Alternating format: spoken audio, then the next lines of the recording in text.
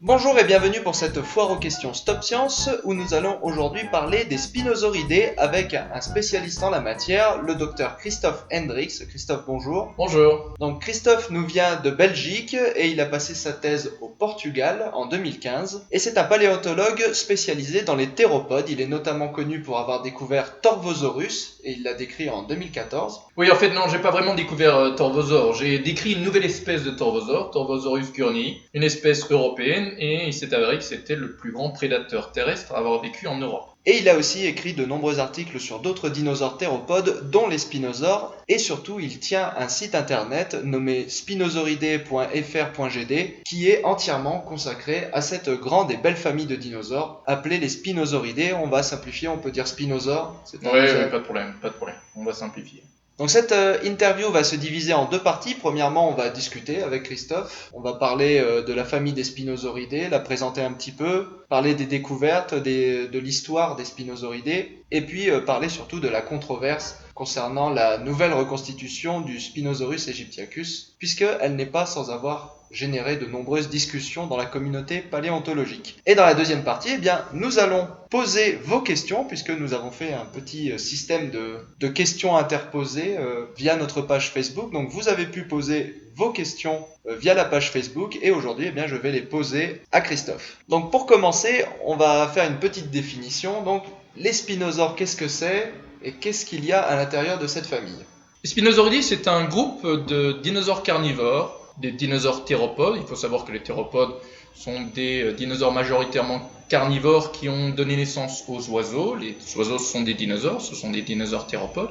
Et donc les Spinosauridae, c'est un groupe de théropodes relativement primitifs qui comprend plusieurs genres, plusieurs espèces de dinosaures carnivores qui ont vécu au Crétacé pour le moment. Il y a entre 150 et 100 millions d'années.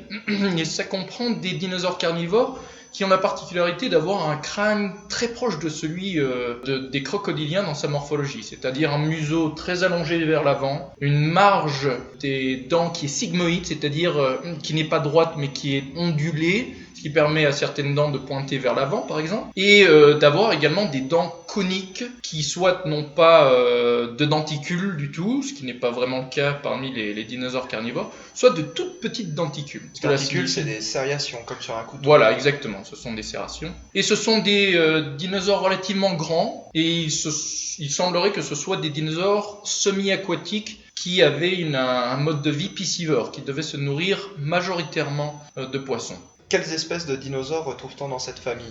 Alors on retrouve bien évidemment le plus célèbre d'entre eux, c'est Spinosaurus aegyptiacus, qui est un spinosauridé qui a été trouvé en Égypte et qui semble avoir vécu en Afrique du Nord durant le milieu du Crétacé, il y a 100 millions d'années. On a Baryonyx, qui est une espèce anglaise et portugaise qui a vécu au Barémien, c'est-à-dire il y a 120 millions d'années en Europe. Suchomimus, une espèce apparentée à Baryonyx qui a vécu dans le nord de l'Afrique également, au Niger, il y a environ 110 millions d'années, 115 millions d'années. Irritator, une espèce qui n'est connue que par un crâne, qui est une espèce qui a vécu au Brésil. Ce qui est intéressant pour Irritator, au niveau de l'anecdote, c'est que Irritator a reçu son nom de genre Irritator parce que les paléontologues qui ont acheté en fait le matériel d'Irritator sur le marché ont compris que les vendeurs d'Irritator avaient manipulé le fossile, c'est-à-dire qu'ils l'avaient cassé pour essayer de l'étendre et l'agrandir. Donc, les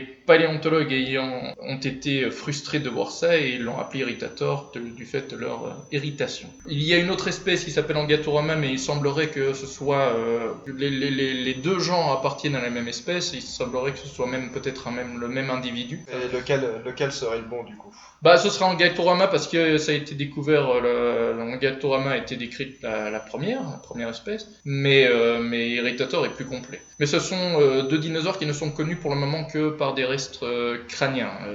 Angatorama c'est uniquement un bout du museau et Irritator c'est à vrai dire le reste du crâne. Et puis on a Ichthyovenator qui est une espèce qui a été décrite par Ronan Alain, qui est un paléontologue français très connu, qui elle par exemple au contraire d'Irritator n'est connue que par des restes post-crâniens. c'est-à-dire il n'y a pas d'élément du crâne, de la tête, et qui portait également comme Spinosaure et Baryonyx et Suchomimus, qui portaient une voile dorsale, une voile osseuse au niveau du dos, qui a une forme tout à fait particulière. Donc Sa voile dorsale, elle est juste au-dessus du bassin, c'est ça?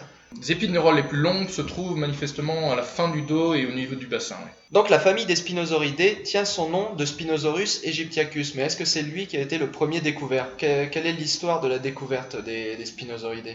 Eh bien non, paradoxalement, Spinosaure n'est pas le premier Spinosauridé à avoir été trouvé. Ce qui est intéressant au niveau des Spinosauridés, c'est que les tout premiers matériels de Spinosauridés qui ont été trouvés le furent vraiment au tout début de l'histoire des dinosaures, de la découverte des dinosaures. Le premier dinosaure à avoir été décrit, c'est Mégalosaure, en 1824, si je ne me trompe, par William Buckland. Et bien, quelques années après, juste, je crois moins de 5 ans après, et bien, quelques dents, qui viennent d'un site du Crétacé, en Angleterre, ont été décrites par des grands paléontologues anglais, comme Gideon Mantell et Richard Owen. Et ces dents ont été, en fait, identifiées comme appartenant à un crocodile. Ce qui est logique parce que les dents des crocodiliens et des spinosaures sont très proches dans leur morphologie, puisque ce sont des animaux qui se nourrissaient majoritairement de poissons. Et Richard Owen, qui est celui qui a donné le nom Dinosauria, donc aux dinosaures, fut celui qui a décrit, qui a donné en fait un nom à ces dents, Suchosaure. Et on sait maintenant que les dents de Suchosaure appartiennent très probablement à Baryonyx, donc à cette espèce aussi anglaise, parce que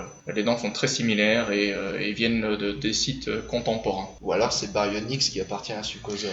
Oui, mais le problème c'est que Suchosaure n'est connu en fait que par quelques dents, donc c'est très difficile de les diagnostiquer, mais à mon avis on gardera toujours le nom Baryonyx parce que c'est basé sur un squelette relativement complet alors que Suchosaure n'est connu que par des dents. Mais il y a de fortes chances que Suchosaure, les dents de Suchosaure et Suchosaure donc soient Baryonyx, ça c'est certain. Après il y a eu d'autres découvertes qui ont été faites en Portugal par exemple.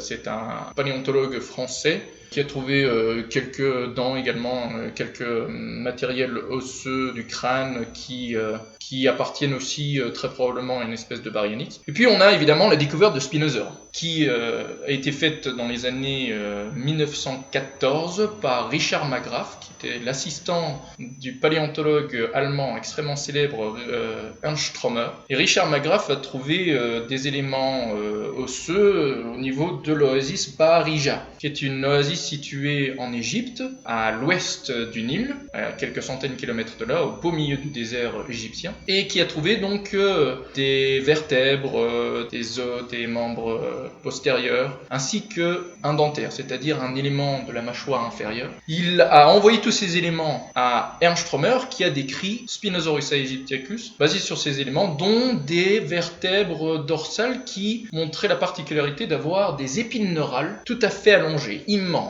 On a des épines neurales de plus d'1 mètre 70 de long. Ce qui prouve que Spinosaurus avait la particularité d'avoir une voile osseuse au niveau du dos. Alors, Ernst Stromer s'est interrogé quant à l'utilité de cette voile dorsale.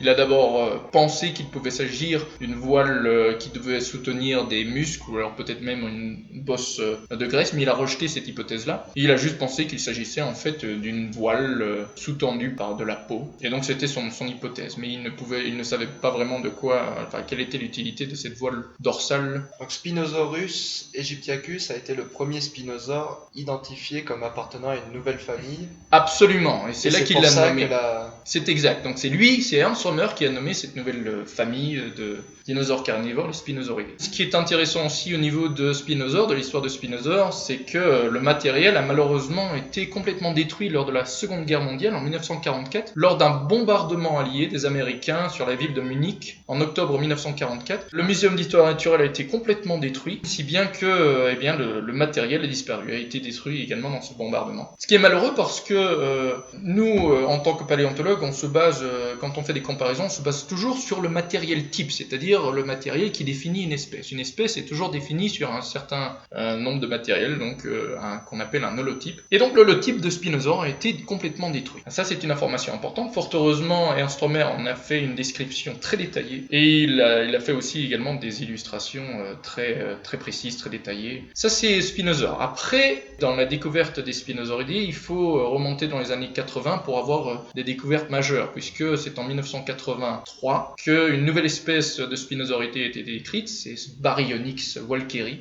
C'est une espèce donc anglaise qui a été trouvée par un Anglais, un collecteur de fossiles qui s'appelle Walker, qui est connu pour être celui qui a trouvé une immense griffe de Baryonyx. Et en effet, Baryonyx se caractérise par cette très grande griffe, c'est-à-dire la griffe du pouce. Et il semblerait que les Spinosauridae soient caractérisés aussi par cette très grande griffe. Ce qui est logique, puisqu'on sait que ce sont des animaux qui devaient se nourrir de poissons, donc ça leur permettait d'harponner ces poissons. Et donc, ce qui est très intéressant, c'est que Baryonyx est vraiment le dinosaure carnivore le plus complet à avoir été trouvé en Angleterre. Et c'est un animal tout à fait particulier, puisque voilà, on a compris en fait à cette époque-là que les Spinosauridae, comme Spinosaures, avaient un véritable museau allongé, avec des dents qui pouvaient pointer vers l'avant, des dents coniques, avec des crénelures au niveau de la surface dentaire, des narines relativement rétractées vers l'arrière, et encore une fois cette très grande griffe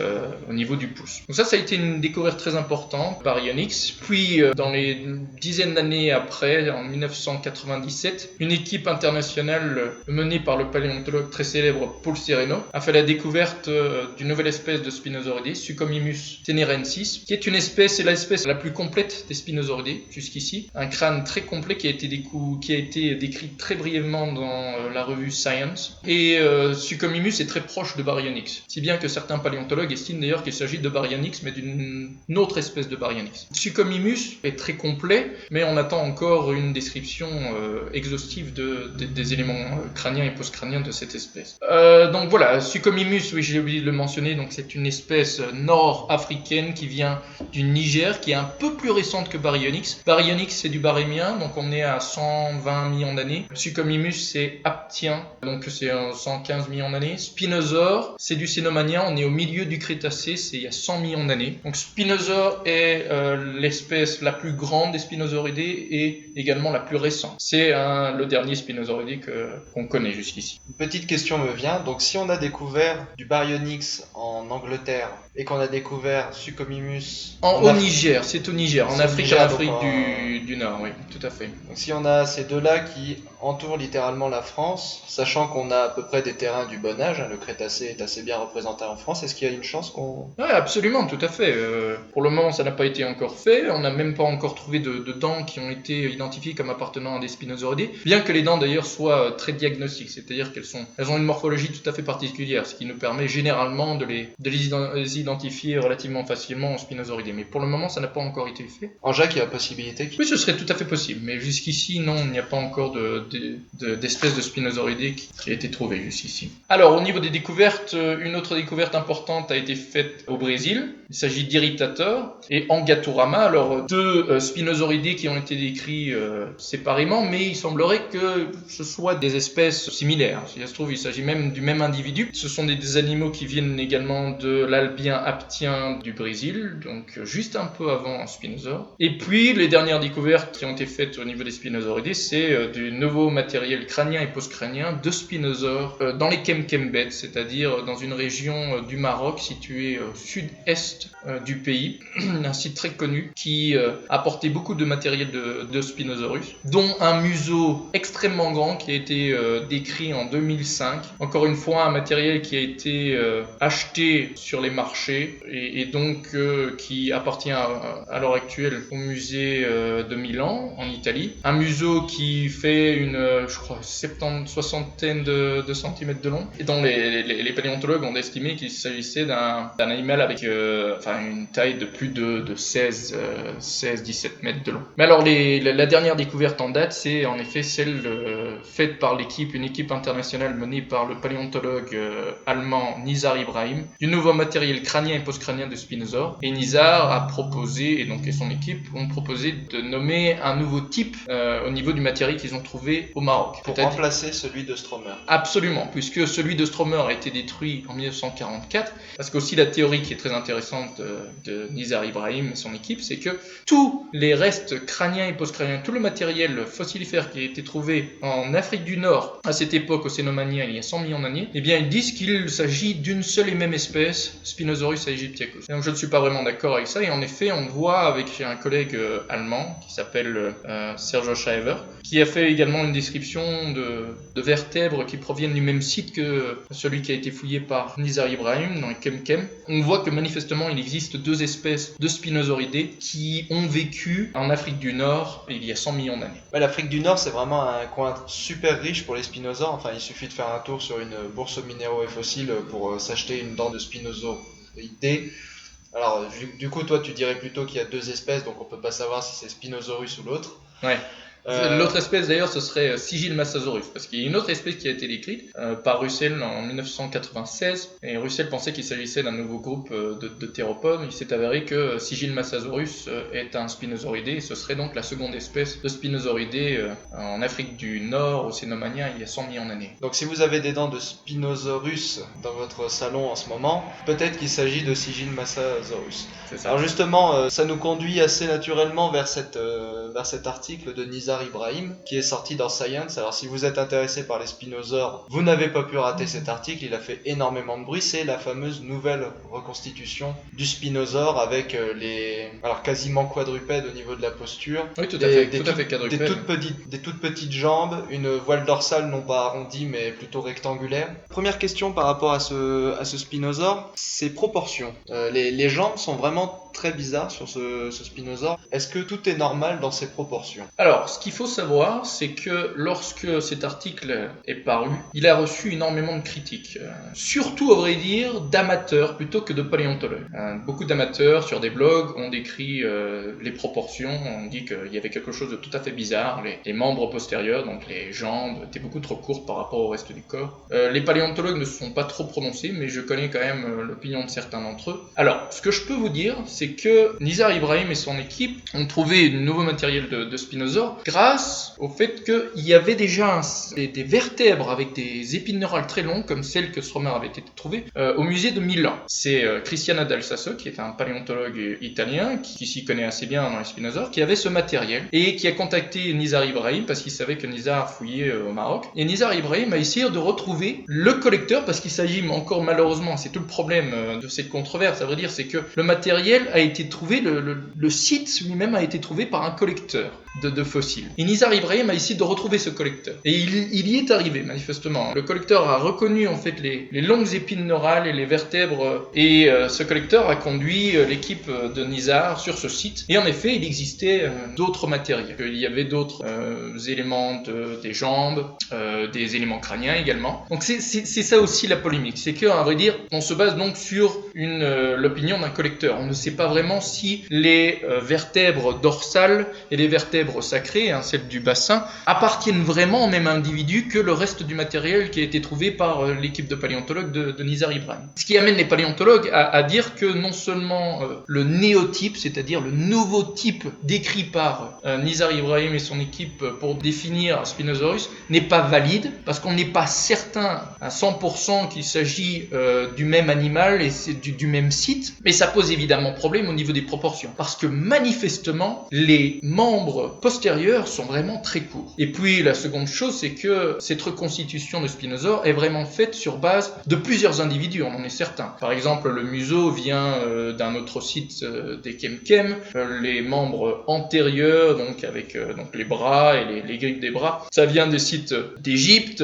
La reconstitution de la voile dorsale est basée également sur les dessins de Stromer, donc des éléments qui ont été trouvés en Égypte. Donc voilà, ce qui pose problème, c'est qu'on n'est pas vraiment certain que les différents éléments qui ont permis de reconstituer Spinosaure appartiennent au même individu et peut-être même à la même espèce. C'est ce qu'on dit, avait dire mon collègue allemand Sergio Schaefer et son équipe et moi-même avec Eric Buffetot et Octavio Matthäus, on dit que il existait très probablement, très certainement deux espèces de Spinosaures et il est possible donc que cette reconstitution de Spinosaure qui a été proposée par Nizar Ibrahim vient de deux espèces de Spinosauridés différentes. Alors là, il y a trois choses importantes là que tu as dit, c'est qu'il y a déjà la reconstitution du squelette complet. Donc ce n'est pas un squelette complet, il y a 3 ou 4 squelettes différents. Ah non, il y en a même beaucoup plus, très certainement beaucoup plus. D'accord. Maintenant, Nizar Ibrahim me l'a fait remarquer, par exemple, lorsqu'il faisait une révision d'un de mes articles.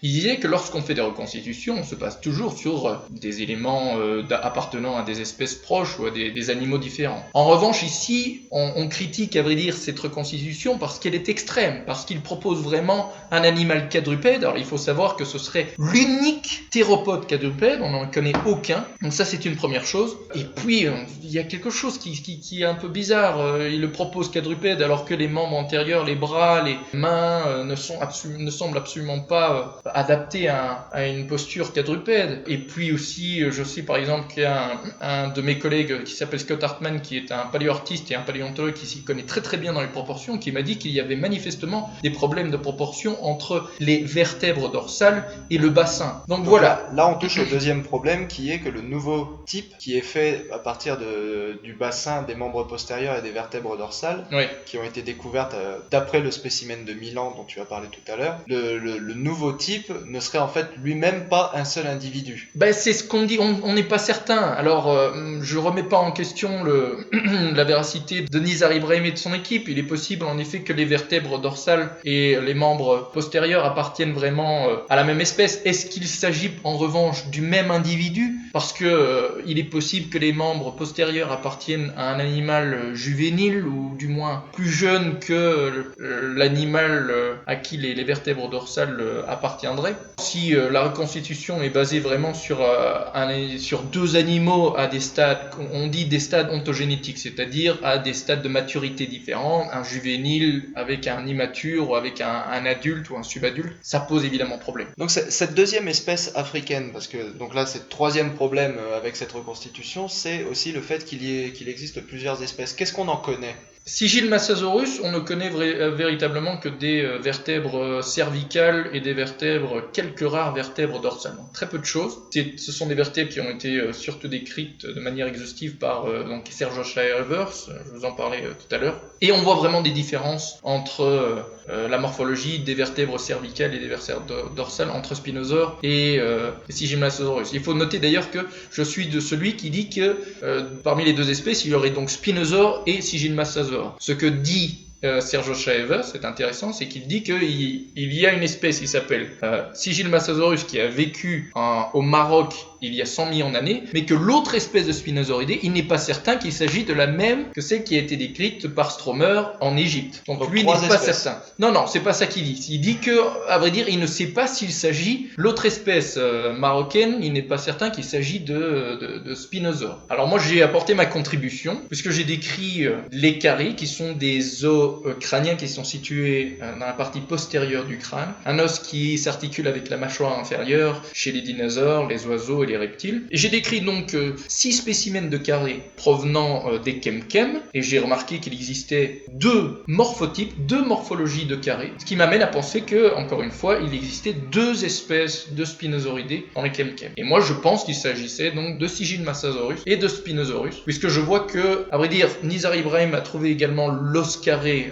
parmi les éléments crâniens qu'il a trouvé sur le site avec donc les membres postérieurs, et je vois qu'il existe vraiment des similitudes entre le carré que je décris, une des morphologies du carré que je décris, et le carré qu'il a trouvé sur son site. Alors pour nos auditeurs qui auraient envie d'en savoir plus un peu sur cette controverse à propos de cette reconstitution de Spinosaure et de la possibilité qu'il existe plusieurs espèces en Afrique du Nord, en plus de ton article, je vais mettre un lien dans la description pour que les gens puissent aller le lire, en plus de ton article, est-ce qu'il y a de la littérature scientifique publiée là-dessus? Ben oui, donc c'est l'article de mon collègue allemand Sergio Schaeffer, c'est de son équipe, dont le paléontologue Ronan Alain, le paléontologue français, fait partie, qui cette équipe-là, donc rejette complètement le néotype de Spinosaure, et ils disent que de ce fait, la reconstitution qui a été proposée par Nizar Ibrahim est sujette à caution. Mais eux, ce qu'ils critiquent surtout, c'est la proposition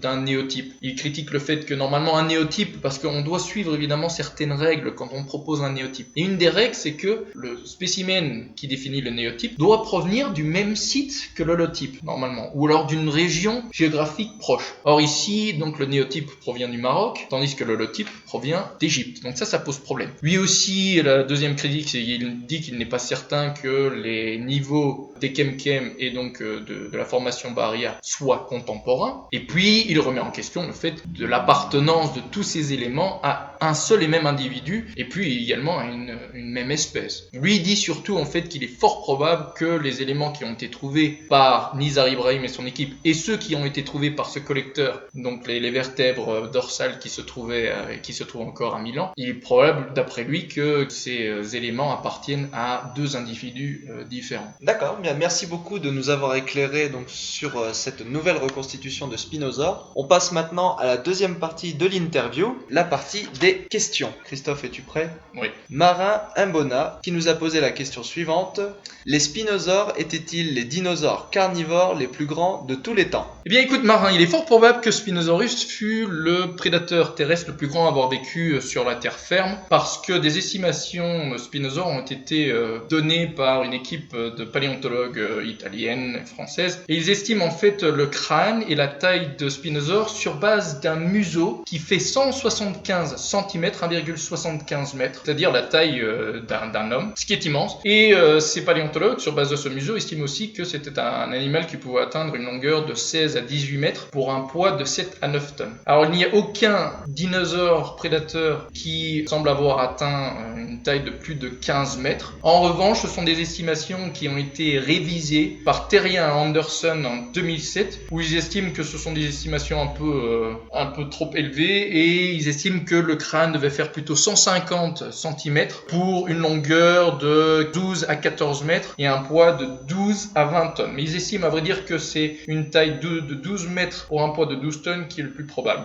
Alors si c'était le cas, dans ce cas, eh bien Spinosaure serait aussi grand que par exemple Tyrannosaure, et il y aurait à vrai dire des prédateurs qui seraient légèrement plus grands, comme Carcharodontosaurus, qui provient du même site que Spinosaure, qui provient d'Afrique du Nord, au Cénomanien, il y a 100 millions d'années, mais également des espèces contemporaines mais qui ont vécu en Amérique du Sud, Giganotosaure et Mapusaure, qui pourraient avoir des tailles comprises entre 13 et 15 mètres pour un poids entre 13 à 15 tonnes. Si je peux rajouter au niveau...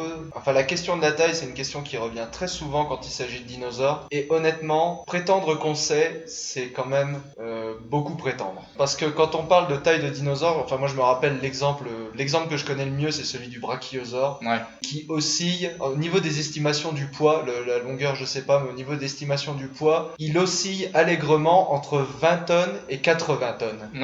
Dire qu'on sait estimer le poids d'un dinosaure, c'est faire déjà beaucoup d'hypothèses. Mais c'est ça en fait, là on parle vraiment d'estimation, surtout pour Spinosaure, puisque Spinosaure est quand même connu par des restes relativement fragmentaires. Mais bon, il y a quand même des paléontologues qui ont vu qu'il existait un lien entre la taille du crâne et le poids de l'animal. Donc on peut estimer le poids d'un animal sur base de la taille du crâne uniquement. En revanche, pour Spinosaure, on n'a pas un crâne complet, on a seulement le museau. Donc c'est une estimation de la taille du crâne qui permet d'estimer la taille maximale et le poids. En revanche, ce qu'il faut savoir, c'est que par exemple, on ne sait absolument rien de la taille de la queue des Spinosauridés et de la plupart des dinosaures proches des Spinosauridés, donc on ne sait pas si la queue était très longue ou pas. Donc ça évidemment, ça joue sur la taille de l'animal, la taille complète de l'animal. Moi par exemple, je m'y connais au niveau d'un os du crâne qui s'appelle le maxillaire, qui est un os de la mâchoire supérieure, qui est l'os le plus grand de la mâchoire supérieure et du crâne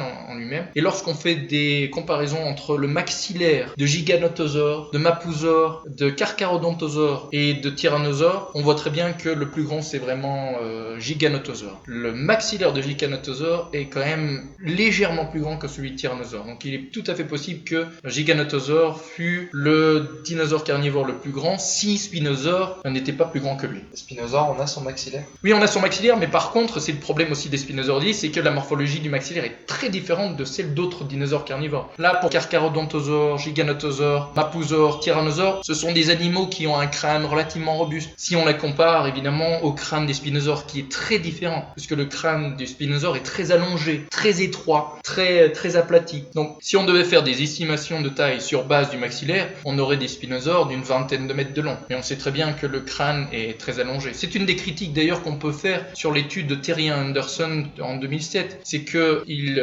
estiment la taille de l'animal sur base du crâne, mais on sait que les spinosauridés avaient un crâne très allongé, beaucoup plus allongé que les autres théropodes. Donc voilà, c'est une critique qu'on peut faire. Donc il est possible que les spinosauridés soient beaucoup plus courts que les estimations qu'on ait pu donner. Donc est-ce que c'était le plus grand? A priori oui, mais ils sont très difficiles à comparer aux autres dinosaures, déjà parce qu'on manque de matériel et ensuite parce qu'ils sont très différents des autres dinosaures. Absolument. Une autre information que je peux vous donner, c'est que des estimations ont été faites sur le nouveau matériel qui a été trouvé par Nizar Ibrahim, qui donne une estimation de taille de 15 mètres, mais qui dit que le matériel provient d'un subadulte, c'est-à-dire que c'était un animal qui avait peut-être là encore la possibilité de grandir. Donc on s'accorde à dire que Spinosaure vraiment pouvait atteindre des détails absolument gigantesques. Ce que j'ai pu dire dans mon article, c'est que sur base du plus grand carré que nous avions, qui fait une vingtaine de centimètres, on estime sur base de la taille de ce carré, le crâne à quelque chose de 120 centimètres. Donc sur base de la morphologie du carré, de comparaison avec le carré de Baryonyx ou le carré de Suchomimus et la taille du crâne qui ont été donnés pour ces animaux-là, eh bien, on dit dans notre article, mes collègues et moi-même, qu'il n'existait pas véritablement de très très grands spinosaures, c'est-à-dire que les très grands spinosaures, les spinosaures de plus de 15 mètres avec des crânes de plus de 150 cm étaient rares, et que la plupart des spinosauridés, sur base des carrés, parce qu'on a une 6-7 carrés de spinosauridés, sur base de la taille de ces carrés-là, on dit que les plus grands spinosauridés avaient un crâne de plus de 120 cm, mais pas plus que cela. Deuxième question, Xavier Debay. Quel genre de variables environnementales ont favorisé le développement d'un prédateur aussi gros? Ça, c'est de la question précise. Ça c'est très bien, oui, donc c'est intéressant. Je peux déjà dire que c'est une question qui n'a pas vraiment été abordée par des paléontologues. Donc là je ne vais me baser que sur mes connaissances en évolution par exemple. Ce qu'il faut savoir, c'est que les spinosauridés, tous les spinosauridés dérivent d'ancêtres qui étaient eux-mêmes déjà très grands. Les proches parents des spinosauridés sont les Pianitzkisauridés, ça vous dira peut-être pas grand-chose, mais ce sont des dinosaures carnivores qui avaient déjà une taille relativement respectable, plus de 6-7 mètres de long. Mais on voit en effet que les spinosauridés dans leur évolution ont grandi, ont augmenté de taille. Baryonyx, qui a été estimé à une dizaine de mètres de long, 10 mètres de long, sur base d'un squelette relativement grand, eh bien on pense qu'il s'agissait d'un animal immature. Donc il est possible que Baryonyx, dans son stade adulte, était encore plus grand. Spinosaurus, comme je l'ai dit, était un animal manifestement de plus de 15 mètres. Donc on voit dans leur évolution que les spinosauridés ont augmenté de taille. Pourquoi? Eh bien, à mon avis, on doit faire intervenir de la coévolution, c'est-à-dire que, à mon avis, les proies ont grandi elles-mêmes de taille, donc les spinosauridés probablement augmenté de taille également. On voit ce genre de choses, une évolution entre des prédateurs et des proies. Plus la proie grandit, plus le prédateur grandit pour pouvoir avoir l'avantage sur la proie. C'est quelque chose qu'on voit nettement chez les dinosaures carnivores, du moins les dinosaures. Mais également, le fait d'être grand procure certains avantages. Plus on est grand et moins on a de prédateurs. Alors on ignore si les spinosauridés comme Spinosaurus avaient des prédateurs, mais si c'était le cas, puisqu'il faut savoir que Spinosaurus a vécu en même temps que Carcharodontosaurus, qui est lui-même également un dinosaure carnivore très très grand, il est possible que cela a joué quelque chose dans leur évolution. Je pense aussi à l'environnement des Kemkem. Il me semble que c'est un environnement deltaïque et que à peu près toute l'Afrique du Nord à l'époque du Crétacé est restée un environnement très deltaïque ou alors de mer très peu profonde. C'est ça. Donc milieu très très riche. Exactement. Et ça, enfin sans provoquer une évolution vers une grande taille, ça favorise l'évolution. Absolument, oui. Le fait d'avoir de la nourriture en abondance permet également d'atteindre de très grandes tailles. Troisième question maintenant, de Polo LH. Il semble établi aujourd'hui que les dinosaures non aviens avaient le sang chaud, puisque les dinosaures aviens, les oiseaux, l'ont. Or, le spinosaure semblait avoir une voilure dorsale. Quelle aurait pu être la fonction de cette voile dorsale si cet animal avait le sang chaud? Alors, je vais d'abord définir certains termes parce que je vais les utiliser pour répondre à cette question. On parle d'homéothermie lorsque la température corporelle est stable, lorsque l'animal a la possibilité de garder sa température corporelle constante. Et l'inverse, c'est la poikilothermie, l'inverse de l'homéothermie, c'est-à-dire que l'animal n'est pas capable de garder sa température constante. Et puis on parle d'endothermie lorsque l'animal est capable de produire sa propre température corporelle afin de garder une température constante. C'est-à-dire qu'il produit cette température grâce à un métabolisme interne. L'inverse est l'ectothermie où la température de l'animal fluctue avec la température du milieu extérieur. Ce sont des distinctions qui sont importantes. Là, on introduit beaucoup de termes à ce moment-là, mais c'est très important. Ce qu'on appelle généralement les animaux à sang chaud, donc comme les mammifères, peuvent avoir une température stable ou relativement stable, mais ils peuvent aussi avoir une température très fluctuante. Exactement. Les ours, par exemple, quand ils hibernent, ont une température qui descend beaucoup. Tout et à pourtant, fait. ce sont des animaux qui produisent leur propre chaleur. Exactement. Ce sont des endothermes, Exactement. poikilothermes. Et vous-même, qui regardez cette vidéo, l'extrémité de vos doigts n'est pas exactement à la température de votre thorax. Et quand vous dormez, votre température baisse. Donc, vous n'êtes pas exactement non plus tout à fait endotherme, homéotherme. Ouais. On est endotherme, ça c'est sûr. Donc les mammifères sont endothermes, ils produisent leur propre température corporelle. Les oiseaux aussi d'ailleurs sont endothermes. On pense que les dinosaures carnivores, du moins les théropodes, furent homéothermes et endothermes. Alors pour parler des théropodes et des spinosauridés, les spinosauridés, on n'a pas de preuve directe de la peau. On ne sait pas s'ils étaient couverts de protoplumes ou pas. Mais quand on voit les ancêtres des spinosauridés, il y a un des ancêtres qui a été décrit très récemment, qui s'appelle Siorimimus, qui est un tout petit mégalosauroïdé juvénile, qui lui était revêtu d'une sorte de pelage. Alors je ne vais pas utiliser le terme poil parce que ça pourrait faire bondir certaines personnes, mais dans sa morphologie ça ressemble à un poil, mais il s'agit bien d'une protoplume, c'est-à-dire quelque chose qui dans l'évolution des théropodes va conduire à une plume. Les ancêtres des spinosauridés manifestement avaient une sorte de duvet comme ça qui les recouvre. Il est possible que donc les spinosauridés dérivés comme Spinosaurus, Baryonyx en étaient pourvus aussi. Mais chez les spinosauridés, on n'a vraiment aucune information. En revanche, l'ancêtre Siorimimus était lui-même couvert de cet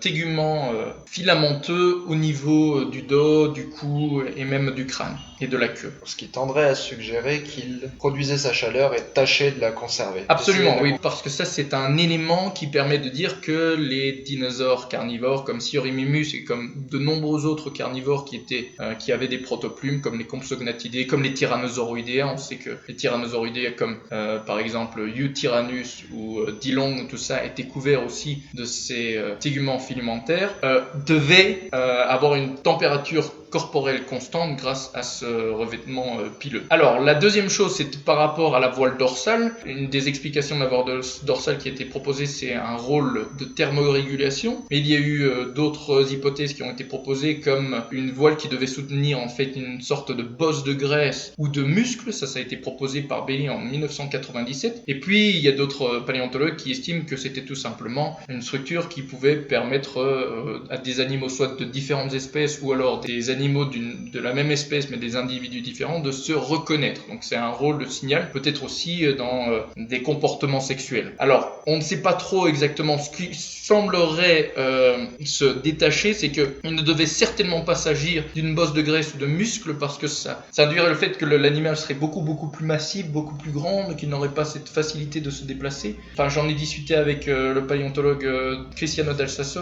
Il dit que ces élongations des épines neurales, ça devait certainement soutenir une voile de peau plutôt qu'une bosse de muscle ou une bosse de graisse. Pour préciser, la théorie de la bosse de graisse, elle se base sur une comparaison avec les bovidés, notamment les bisons. C'est exact, absolument, les dromadaires.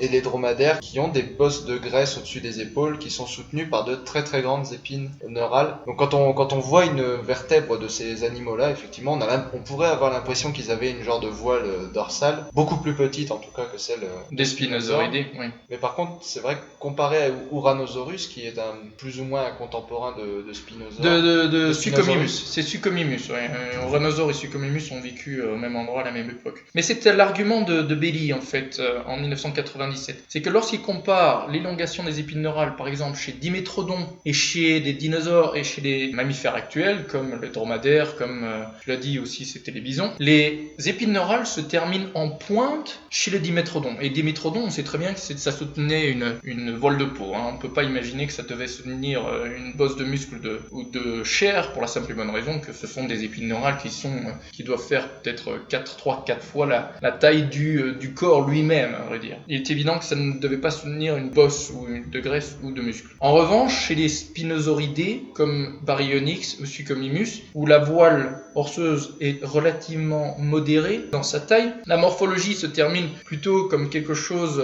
d'aplati comme ça, mais pas quelque chose en point, et donc c'est une morphologie similaire à ce que l'on voit chez les dromadaires et chez les bisons. En revanche, Spinosaurus a des épines neurales tellement grandes que ça voudrait dire que l'animal devait soutenir une bosse de graisse ou de muscle gigantesque. Donc ça alourdirait considérablement le poids de l'animal, donc ça semble quand même peu probable. Et il y a aussi d'autres théories qui sont un peu plus marginales au niveau du rôle qu'aurait pu avoir cette crête. Oui, en effet, donc il y a d'autres hypothèses qui ont été proposées tout à fait récemment par Gimsa et ses collègues en 2015, qui eux estiment en fait que cette voile dorsale subaquatique, d'après eux, puisque Spinosaure semble avoir été un animal semi-aquatique, ait eu un rôle dans la manœuvrabilité de l'animal dans l'eau. C'est-à-dire que la manière de se déplacer dans l'eau serait améliorée grâce à cette voile dorsale. Comme l'aileron d'un dauphin ou d'un requin. Peut-être, voilà, quelque chose comme ça. Une deuxième hypothèse, c'est que cette voile dorsale qui serait donc en dehors de l'eau provoquerait de l'ombre tout autour de l'animal, hein, du moins d'un certain côté de l'animal, ce qui pourrait attirer les poissons vers le corps de Spinosaure, et Spinosaure aurait une plus grande facilité à attraper ces poissons. C'est une hypothèse qui vient par analogie avec ce qu'on retrouve chez certains oiseaux qui étendent leurs ailes juste au-dessus de leur tête, en fait, pour créer de l'ombre et attirer les poissons pour pouvoir les pêcher. Il est possible que Spinosaure ait utilisé sa voile dorsale de la même façon. Mais à vrai dire, peut-être que le rôle de la voile dorsale ait été multiple. Oui, c'est comme beaucoup d'hypothèses quand il s'agit des dinosaures. Bien sûr, il faut vraiment imaginer... Le fait qu'il y en ait plusieurs ne fait pas qu'elles s'excluent mutuellement. Exactement. Non, il y a de fortes chances que cette voile dorsale ait eu un rôle de reconnaissance intraspécifique ou interspécifique. Il est possible que cette voile dorsale ait pu changer de couleur, peut-être, ce qui permettrait d'attirer des femelles, je l'ignore. Mais il est possible aussi que cette voile dorsale ait eu un rôle lorsque l'animal devait se mouvoir dans l'eau, très probable, et également donc pour chasser des poissons. La théorie du changement de couleur elle n'a pas été proposée dans la littérature, mais par analogie avec ce qu'on observe chez les espèces actuelles, on sait qu'il y a des caméléons qui ont une crête dorsale avec une voile. Évidemment, un caméléon, c'est pas super comparable à un spinosaure, mais ça fait partie des rares animaux qui ont une crête sur le dos, et donc les caméléons utilisent ces voiles dorsales pour la parade amoureuse. Voilà. D'ailleurs, preuve en est que les mâles seulement en sont pourvus et pas les femelles. D'accord. Chez les espèces actuelles. D'accord. Donc, justement, est-ce qu'on sait si chez Spinosaurus il y avait une différence entre mâles et femelles ? Non, absolument pas. On n'a vraiment aucune information. Encore une fois, les éléments osseux de Spinosaure sont relativement rares, donc on ne voit pour le moment pas, sur base des éléments osseux, de différence, de dimorphisme sexuel, donc différence entre mâle et femelle. C'est possible, mais pour le moment, on n'a vraiment aucune information à ce sujet. Je rebondis sur quelque chose que tu as dit. Donc, tu as parlé d'un article qui était sorti en 2015. Oui. Donc ça, c'est juste pour signaler donc à Polo LH que, comme pour la première question, prétendre savoir, ce serait déjà beaucoup prétendre. Ouais. Ça fait partie de ces questions qui n'ont pas encore de réponse et qui sont encore débattues à l'heure actuelle. Absolument. Et ça ne m'étonnerait pas que dans les années à venir, on ait encore de nouvelles hypothèses qui sortent, notamment celle justement de la différence sexuelle. Parce que ça fait typiquement, plus on aura de matériel de Spinosaurus, et plus on sera capable d'essayer de voir s'il y a une différence entre des mâles éventuels et des femelles éventuelles. Une hypothèse qu'on pourrait proposer, ce serait que Spinosaure Spinosaure serait peut-être un mâle ou une femelle, et Sigilmasasaur serait donc le sexe opposé. C'est-à-dire qu'il n'y aurait pas deux espèces, mais un dimorphisme sexuel très important entre Sigilmasasaur et Spinosaure. Ça, c'est une autre hypothèse. Moi, ce que j'aimerais quand même dire, c'est qu'il est quand même excessivement difficile de proposer des hypothèses par rapport à ces animaux comme Uranosaure, Spinosaure, ou au niveau de l'élongation des épines neurales, pour la simple et bonne raison qu'on n'a pas vraiment d'homologues actuels. On n'a pas vraiment d'animaux qui ressemblent aux dinosaures. Et peut-être juste pour terminer sur cette question de la voile dorsale, un sujet que je connais un peu mieux qui est le sujet de Dimétrodon, puisque Dimétrodon n'est pas un dinosaure. Non, ce n'est pas un dinosaure, c'est un synapside, ça veut dire qu'il est plus proche de vous qu'il ne l'est des dinosaures. Absolument. C'est un reptile mammalien, pour employer le terme barbare consacré. Et donc chez Dimétrodon, il y a un article de 1986 qui consistait en une modélisation de la fonctionnalité de la voile dorsale dans la thermorégulation, donc dans la régulation de la température.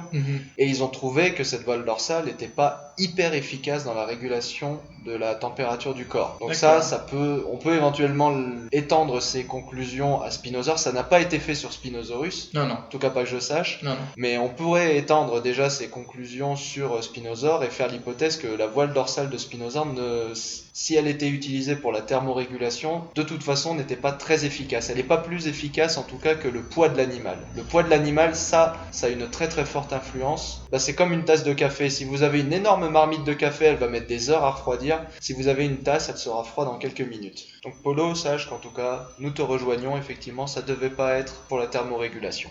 Non, et la thermorégulation, en dernier point, ça a été uniquement proposé dans un livre, et donc ça n'a jamais été vraiment proposé dans un article scientifique qui a été soumis à une révision. Donc non, c'est juste été proposé parce que ça avait été proposé pour d'autres animaux comme Stégosaure, par exemple. D'accord, c'est juste une hypothèse qui avait été jetée en l'air, mais jamais mise à l'épreuve, Absolument. Comme ça a été le cas pour Dimétrodon, par exemple. Question suivante, celle de Charles Prost. Un article destiné au grand public laissait envisager la possibilité que ces animaux aient été palmés et se déplaçaient à quatre pattes. Quels indices avons-nous sur le mode de vie des spinosaures? Alors, je crois que des déplacements à quatre pattes, on en a déjà parlé, c'est peut-être pas la peine de revenir dessus, puisque c'était le fameux problème de la nouvelle reconstitution et des proportions de l'animal. Mais par contre, les pieds palmés, ça, on n'en a pas parlé, effectivement. Pour le côté palmé, donc des pattes palmées comme les canards chez les Spinosauridae, ça dérive en fait de cet article de Nizar Ibrahim et de son équipe, cet article qui est paru dans Science en 2014, je crois. Et ça se base en fait sur la morphologie de la patte arrière, où le doigt, la phalange du doigt numéro 1 est particulièrement allongée, et c'est la phalange la plus longue de toutes les phalanges qui constituent le pied. Donc ces paléontologues ont estimé que parce que le doigt numéro 1 était quand même particulièrement grand, il y a de fortes chances que les doigts furent palmés parce que ça permettait à l'animal semi-aquatique, encore une fois, de se déplacer plus facilement dans l'eau. Mais bon, c'est possible. Je crois qu'on n'a pas vraiment de preuves formelles par rapport à ça. C'est une hypothèse qui est intéressante, qui mérite d'avoir plus de preuves dans le futur. Mon opinion personnelle sur les pieds palmés, mais là c'est vraiment purement personnel, c'est que si la reconstitution de Nizar Ibrahim est vraie, avoir des pieds palmés sur d'aussi petites jambes, je vois pas l'intérêt. Si on a les pieds palmés et qu'on se propulse avec, on a des grandes jambes. Par rapport donc, au déplacement à quatre pattes, je vais juste revenir très rapidement là-dessus. Puisque les membres postérieurs sont plus courts que les membres antérieurs, par exemple, le centre de gravité est tout à fait décalé et poussé vers l'avant, si bien que l'animal devait manifestement être quadrupède si on suit les proportions qui ont été données par l'équipe de Nizar Ibrahim. Mais bon, voilà, comme je l'ai dit, c'est débattu, et si Spinosaure était quadrupède, encore une fois je le précise, c'est l'unique théropode quadrupède qui a existé sur la planète. Donc c'est quand même tout à fait particulier. Et on a aussi des informations sur leur mode de vie, puisqu'on sait que c'était des animaux semi-aquatiques. C'est un paléontologue français, Romain Mio, qui a proposé cette hypothèse sur base d'isotopes des dents. Alors je ne vais pas rentrer dans les détails parce que j'y connais pas grand-chose, mais ça nous donne des informations sur le mode de vie. Des analyses chimiques. Oui, c'est des analyses chimiques. Les Spinosauridae n'étaient pas uniquement terrestres, mais vivaient également dans l'eau une partie de leur vie. On a aussi des informations sur le museau de Spinosaure, on n'en a pas parlé, mais le museau de Spinosaure montre un grand nombre de capteurs sensitifs, c'est-à-dire des foramen neurovasculaires qui permettaient à l'animal donc de détecter des mouvements dans l'eau. Donc ça c'est très intéressant et on retrouve ce genre de capteurs sensitifs chez les crocodiliens. Donc encore une fois, une convergence entre les crocodiliens et les spinosauridés. Le museau de Spinosaure est très très similaire à celui d'un crocodile. Oui. Et il est percé de tout un tas de petits trous pour les nerfs, enfin pour les ramifications du nerf trijumeau, Ouais, qui est le nerf responsable de la sensibilité du visage. Ouais. On sait que chez les crocodiliens, comme tu l'as dit, ces nerfs sont reliés à des capteurs de pression qui s'appellent les capteurs de pression en forme de dôme, et que ça c'est très spécifique des crocodiliens pour capter justement les micro-variations de la pression de l'eau. Donc de trouver ça chez les spinosaures, c'est assez significatif d'un mode de vie aquatique. Oui, absolument, et aussi, encore une fois, d'un mode de vie piscivore. Tout semble vraiment être fait pour avoir cette possibilité d'harponner et d'attraper des poissons dans l'eau. Et tu disais aussi tout à l'heure que c'est Baryonyx qui a les narines rétractées. Non, c'est Spinosaure surtout. En fait, ce sont les spinosauridés les plus dérivés, comme Spinosaurus et Irritator, qui avaient les narines rétractées vers l'arrière, ce qui permettait à l'animal donc de plonger son museau dans l'eau et de ne pas s'étouffer, c'est-à-dire de laisser son museau à l'intérieur de l'eau. Et à mon avis, il faut voir les spinosauridés comme des animaux, certes semi-aquatiques, mais qui ne devaient pas nager, à mon avis. Ils étaient gigantesques. Des chasseurs à l'affût. Voilà, des chasseurs à l'affût. Les capteurs de pression, c'est l'eau. vraiment un truc de chasseur à l'affût. Exactement. On sent la proie venir par les variations de pression et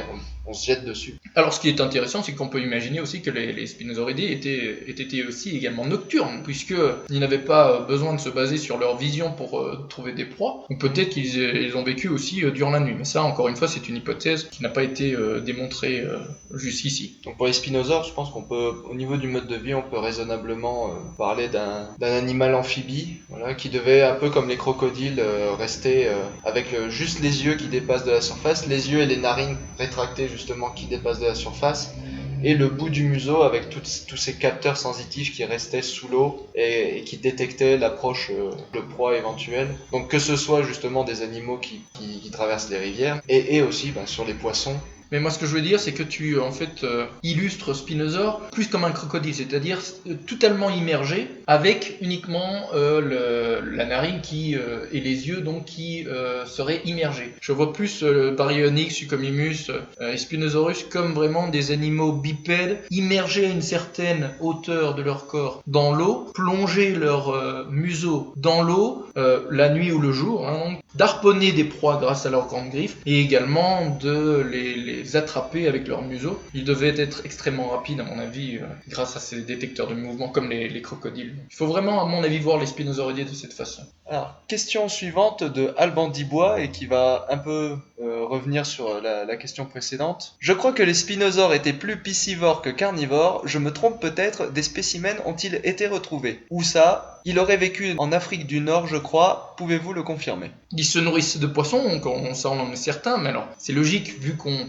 voit par exemple que le crâne est très allongé vers l'avant, un crocodiliforme, je l'ai dit encore une fois, une marge sigmoïde qui permet à certaines dents de pointer vers l'avant, des dents coniques qui n'ont pas de denticules ou qui ont juste des denticules tout à fait réduites, des adaptations morphologiques qui semblent vraiment aller vers un mode de vie piscivore, mais on a des preuves directes de ce mode de vie piscivore, de cette alimentation piscivore, puisqu'on voit, on a retrouvé dans la partie gastrique de Baryonyx, donc ce spinosaure d'Angleterre, on a retrouvé des écailles d'un poisson qui est proche de l'Épidotès, qui est un actinopérygien, un poisson à nageoire rayonnée. Ce sont des écailles qui ont été également attaquées par des sucs gastriques, on le voit, donc on sait très bien qu'elles furent localisées dans l'estomac lorsque l'animal est décédé. On a retrouvé des dents également de ce poisson-là. On a retrouvé également des restes d'un iguanodon juvénile, donc on sait que Baryonyx ne se nourrissait pas uniquement de poissons, mais également de bébés dinosaures herbivores comme iguanodons. Enfin, on a des preuves directes qui viennent d'Amérique du Sud, où dans une vertèbre de ptérosaures, c'est-à-dire ces animaux, ces reptiles volants, a été trouvée une dent de spinosaure enchâssée. Donc on sait que les spinosaures, certains spinosaures d'Amérique du Sud du moins, se nourrissaient également de ptérosaures. On ne sait pas s'ils étaient prédateurs ou charognards, mais on sait en tout cas qu'ils se nourrissaient de ptérosaures également. Donc on a quand même des informations intéressantes sur l'alimentation des spinosauridés. On sait qu'ils étaient piscivores, majoritairement piscivores manifestement, mais également qu'ils se nourrissaient de dinosaures et de ptérosaures. Les preuves du régime alimentaire des spinosauridés viennent de Baryonyx et pas de Spinosaurus. Oui, ils viennent de Baryonyx, mais aussi de vertèbres de ptérosaures où on a une dent de spinosaure enchâssée à l'intérieur. D'accord. Donc tu n'as pas faux en disant qu'il était plutôt piscivore, mais les preuves directes manquent quand même pour... Oui, on n'a pas de preuves directes pour Spinosaure, mais on sait très bien que c'était un animal qui se nourrissait de poissons. Si c'était un animal qui se nourrissait pas de poissons, pourquoi il aurait des narines qui seraient rétractées vers l'arrière? Pourquoi il aurait des dents coniques qui n'ont pas de denticules? Pourquoi aurait-il des capteurs de pression à la fin du museau? Donc non, on sait pertinemment bien que c'était un animal très certainement majoritairement piscivore qui peut-être se nourrissait d'autres animaux aussi, on n'en a pas la preuve non plus. Donc ça va rejoindre la dernière question de Cyprien Brice, qui est en fait une question en 4 parties, donc on va répondre à chaque partie individuellement, mais il y en a pas mal auxquelles on a déjà répondu. Donc première question, était-il quadrupède? Donc ça on l'a dit. On a déjà parlé, donc C'est- ça a été proposé par Nizar Ibrahim, mais la plupart des gens et des paléontologues ont quand même un certain doute et j'en fais partie. Voilà, trop récent pour en être sûr, Ouais, c'est ce que je dirais. dira-t-on. Quelle race de poisson mangeait-il? Donc ça, les races de poissons, déjà on va dire espèce de poisson. Bon, les sortes de poissons, on va dire. Il y en avait quand même pas mal, hein, une grande diversité de poissons. On parle de spinosaures, hein, parce que l'écosystème des Kemkem est relativement bien connu. Et donc il y avait beaucoup d'espèces de poissons différents. Donc on avait des poissons scies, on avait des sélacantes, on avait des dipneustes, on avait des requins, on avait d'autres poissons actinoptérygiens, donc ces poissons à rayons au niveau des nageoires. Donc une grande diversité, mais on ne sait pas exactement de quel poisson Spinosaurus se nourrissait, mais à mon avis, il devait se nourrir de De tout ce qui passait. Exactement. Disons qu'en preuve directe, on n'a pas de preuve directe, Non, encore une fois, fois. de ce que mangeait Spinosaurus. Par contre, dans l'estomac de Baryonyx, il y a le Lepidotès. Oui, c'est un genre de Lepidotès qui est un actinoptérygien. Quelles sont les causes de son extinction? C'est parfait, c'est la dernière question et on va parler de l'extinction. Eh bien, je vous dirais que je n'en sais pas grand-chose, sincèrement. On ne sait pas pourquoi les spinosauridés ont disparu. La seule hypothèse qu'on peut proposer, c'est qu'il y avait une compétition avec d'autres prédateurs. En Afrique, ce sont les abélisauridés. Les abélisauridés qui sont des animaux de plus petite taille avec un crâne relativement court, qui eux ont pris le dessus sur les spinosauridés, sur les carcharodontosauridae en Afrique du Nord. D'accord, ils ont disparu quand à peu près les Spinosauridés? C'est un peu débattu, manifestement dans les restes crâniens et post-crâniens qu'on a, mais on est certain qu'il s'agit de spinosauridés, c'est au milieu du Crétacé il y a 100 millions d'années. Spinosaurus semble avoir vraiment été le dernier spinosauridé en Afrique. D'accord, donc très très longtemps avant La fin du Crétacé, oui. Et donc les spinosauridés ne semblent pas avoir disparu lors de la crise Crétacé tertiaire il y a 66 millions d'années. Même s'il y a des dents, certains paléontologues pensent qu'il y a des dents ou des restes post-crâniens qui appartiendraient peut-être à des spinosauridés en Asie, mais ça n'a pas été confirmé. Et je vous dis, à mon avis, les spinosauridés ont disparu au milieu du Crétacé il y a 100 millions d'années. Spinosaure était le dernier d'entre eux, et la seule véritable explication, c'est une compétition avec d'autres prédateurs, et peut-être en fait que les spinosauridés étaient tellement adaptés à un certain environnement, et si cet environnement a disparu, par exemple en Afrique du Nord, au cours du Crétacé, eh bien les spinosauridés ont disparu de la même façon. Ouais,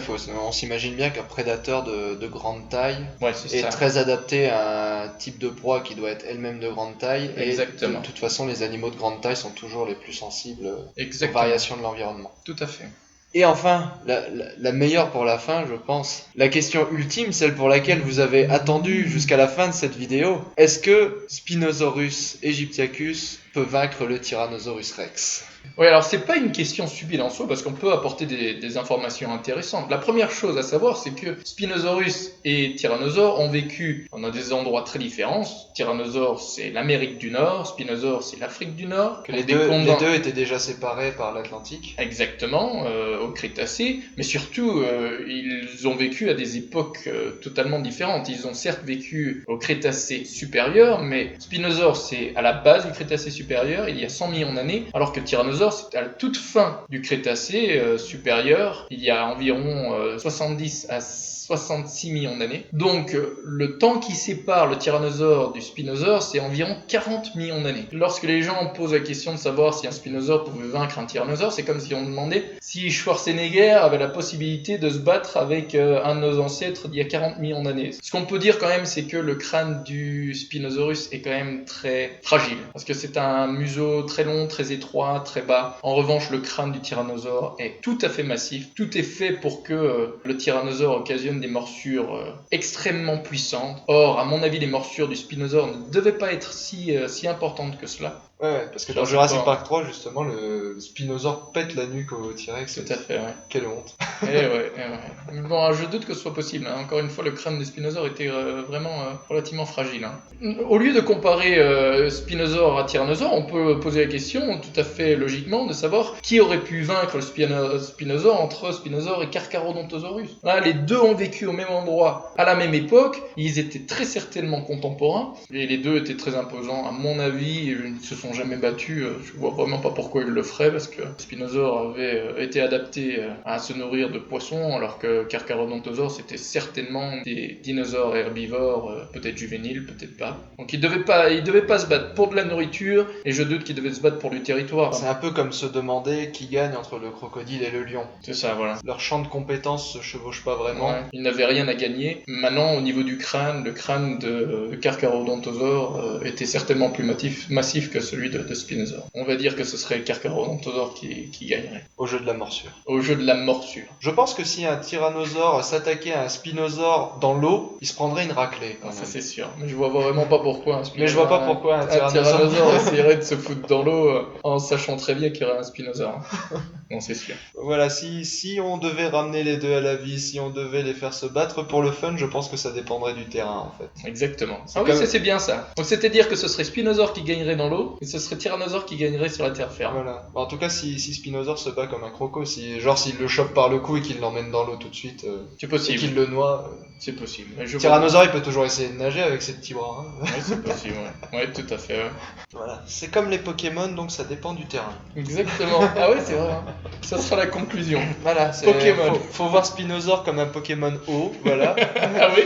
Et s'il se bat dans l'eau, il est plus fort. Exactement. Et Tyrannosaure, c'est un Pokémon, je sais pas quoi. Terrestre. C'est un Pokémon grande gueule, petit bras. Ainsi se termine cette interview du Dr Christophe Hendricks, donc merci beaucoup d'y avoir participé. Merci à vous, merci de m'avoir invité et merci aussi à toutes les questions qui ont été posées. D'ailleurs, si vous avez d'autres questions, n'hésitez pas à les poser dans les commentaires. Et s'il y en a certaines qui reviennent plus souvent et qui concernent en particulier les théropodes, puisque Christophe est un spécialiste des théropodes, eh bien, il viendra certainement y répondre durant une seconde interview, s'il est d'accord. Avec grand plaisir. Voilà, donc merci à tous de nous avoir écoutés jusque-là. À très bientôt.